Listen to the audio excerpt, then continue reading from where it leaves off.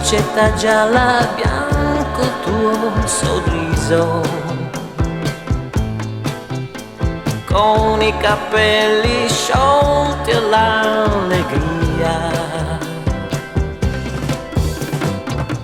Camminando per strada tra la gente che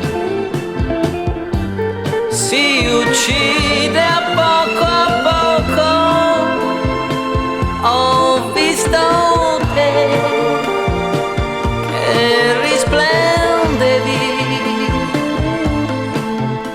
anche se tu eri seduta su un cestino di rifiuti. Ma adesso che si apparsa qui, uscita non so come da un'altra dimensione, vorrei non lasciarti più.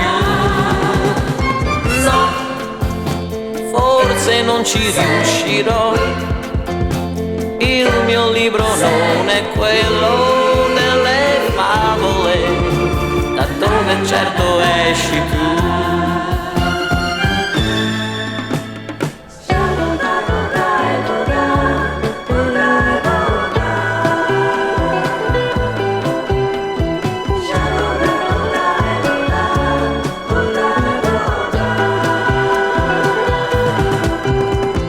Burro, marmellata in un panino e tu, occhi spalancati, sguardo all'insù. Erano anni che ti aspettavo, sai, ti ho sempre conosciuta, mi sembra di averti amato da sempre, anche se credevo che tu non esistessi più. Ma adesso che si apparsa qui, uscita non so come da un'altra dimensione, vorrei non lasciarti più.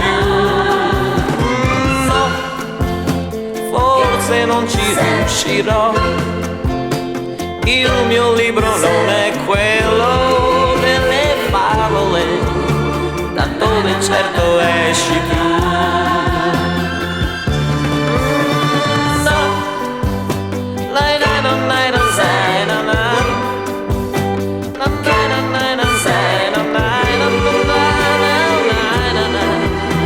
E adesso non ti lascio più.